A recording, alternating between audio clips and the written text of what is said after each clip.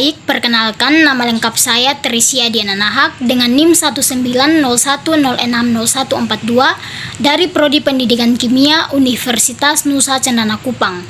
Baik, di sini saya akan menjelaskan materi tentang krisis air bersih di Kampung Wani Besak dengan untuk memenuhi tugas UAS yang diberikan Ibu dosen.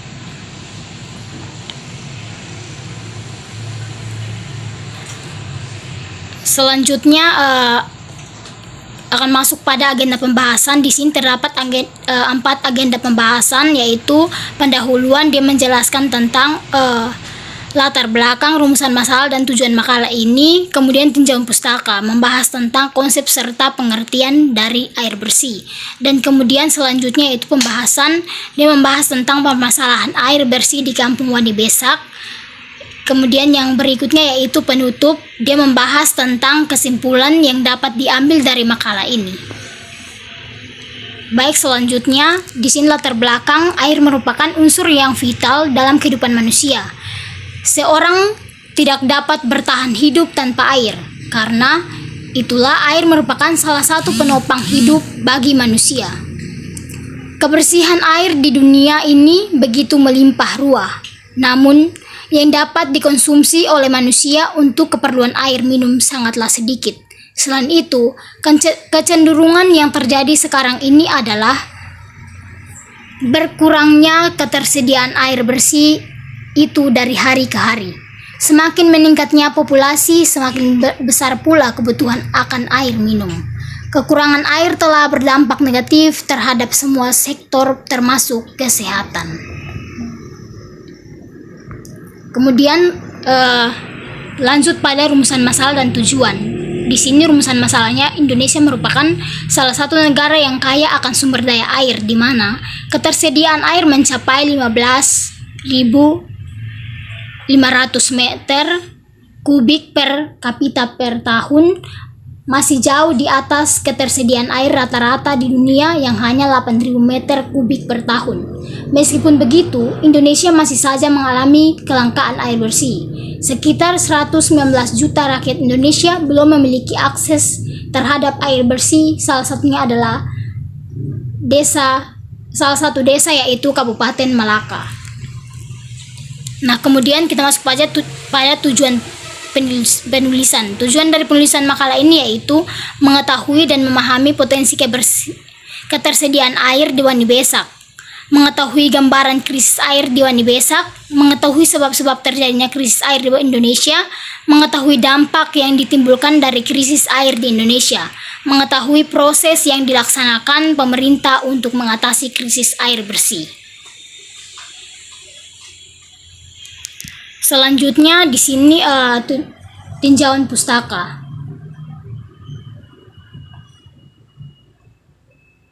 Pengertian air dan syarat-syarat air bersih.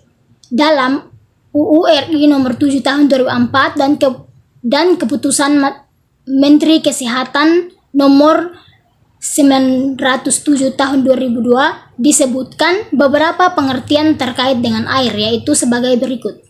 Salah satunya yaitu sumber daya air adalah air dan daya air yang terkandung di dalamnya. Air adalah semua air yang terdapat pada di atas ataupun di bawah permukaan tanah. Air bersih atau clean water adalah air yang digunakan untuk keperluan sehari-hari yang kualitasnya memenuhi syarat kesehatan dan dapat diminum apabila telah dimasak.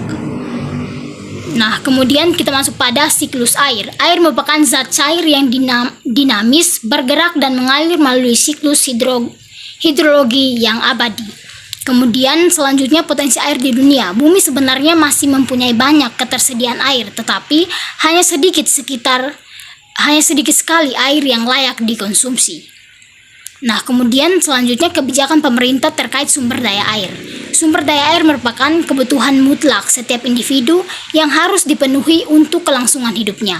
Apabila terjadi pengurangan kuantitas maupun kualitas sumber daya air, maka akan mempengaruhi kebutuhan manusia secara bermakna. Untuk menjamin ketersediaan dan pengelolaan sumber daya air ini, maka pemerintah sebagai pemangku tanggung jawab kesejahteraan warga negaranya berkewajiban menetapkan suatu kebijakan atau undang-undang untuk mengatur sumber daya air. Undang-Undang Republik Indonesia Nomor 7 Tahun 2004 merupakan salah satu undang-undang yang dibuat untuk mengaturnya. Nah, kemudian selanjutnya pembahasan di sini krisis air di Kampung Wani Besak. Gambaran umum krisis air bersih di Indonesia. Di Indonesia, dengan jumlah penduduk mencapai lebih 200 juta, kebutuhan air bersih menjadi semakin mendesak. Kecenderungan konsumsi air diperkirakan terus naik hingga 15-35% per kapita per tahun. Sedangkan ketersediaan air bersih cenderung melambat atau berkurang akibat kerusakan alam dan pencemaran. Sekitar 119 juta rakyat Indonesia belum memiliki akses terhadap air bersih. Penduduk Indonesia yang bisa mengakses air bersih untuk kebutuhan sehari-hari baru mencapai 20% dari total penduduk Indonesia. Itu pun yang dominan adalah akses untuk perkotaan. Artinya, masih ada 82% rakyat Indonesia terpaksa menggunakan air yang tak layak secara kesehatan. Kemudian kita lanjut kasus krisis air di pedesaan di Kampung Wani Besak di Desa Lortolus, Kecamatan Wewiku, Kabupaten Malaka, NTT. Warga di sana kebanyakan menampung air hujan dari atap rumah ke dalam jergen-jergen plastik untuk dimanfaatkan pada musim kemarau. Menurut Kepala Dusun Desa Lortolus, kesulitan yang dihadapi warga Kampung Wani Besak bukan hanya kelangkaan air. Infrastruktur yang buruk ditambah lokasi yang terpencil menyebabkan warga kesulitan mengakses sarana pendidikan dan kesehatan. Kepala Dusun menambahkan, dulu ada 9 mata air yang terletak di perbukitan dan bisa mengalirkan air saat kemarau. Tapi sekarang mata air itu berhenti mengalir. Warga yang membutuhkan air bersih harus berjalan kaki sejauh 3,5 km ke mata air terdekat. Sampai sekarang, Dinas Sosial Kabupaten Malaka masih mencari cara menolong warga Desa Lortolus. Dua cuplikan peristiwa tadi menunjukkan krisis air atau ancaman kelangkaan air di Indonesia memang betul adanya. Selanjutnya, pencapaian target ke-10 MDGs Millennium Development Goals. Selama puluhan tahun Indonesia telah melakukan pembangunan dalam sektor air minum. Akan tetapi, sampai saat ini tingkat pelayanan air minum melalui sistem perpipaan yang relatif paling aman dibanding sistem lain secara nasional baru mencapai 41% untuk penduduk perkotaan dan 8% untuk penduduk pedesaan. Dalam target ke-10 sasaran pembangunan milenium atau MDGs ditetapkan bahwa tahun 2015 pemerintah perlu meningkatkan akses separuh masyarakat yang saat ini belum mendapatkan pelayanan terhadap air minum yang aman. Kemudian selanjutnya penyebab dan dampak krisis air bersih. Yang pertama perilaku manusia dan yang kedua populasi yang terus menambah dan sebaran penduduk yang tidak merata. Kemudian kerusakan lingkungan, itu pengundulan hutan, global warming, pencemaran air, kurangnya koordinasi antara institusi terkait, anggaran yang tidak mencukupi. Kemudian yang berikutnya itu penanggulangan, di mana membuat teknologi penyulingan air laut seperti di Jepang. Air laut dibuat menjadi air siap minum dengan menghilangkan garam dan zat-zat lain dengan cara reverse osmosis. Prinsipnya adalah memanfaatkan fenomena alam atau osmosis, yakni perpindahan air melalui membran yang hanya bisa dilewati air bersih, tetapi garam tidak dapat melewatinya. Dibantu dengan meningkatkan tekanan, ilustrasinya adalah bagaimana pipa itu ditanam 14 meter di bawah permukaan laut agar instalasinya tidak mengganggu ekosistem laut dan pelayaran di sekitar laut. Air yang masuk ke pipa sudah tersaring dengan alami oleh pasir dan batuan laut. Nah, kemudian kita masuk pada kesimpulan di mana air merupakan unsur yang vital dalam kehidupan manusia. Ketersediaan air di dunia ini begitu melimpah ruah, namun yang dapat dikonsumsi oleh manusia untuk keperluan air minum sangatlah sedikit.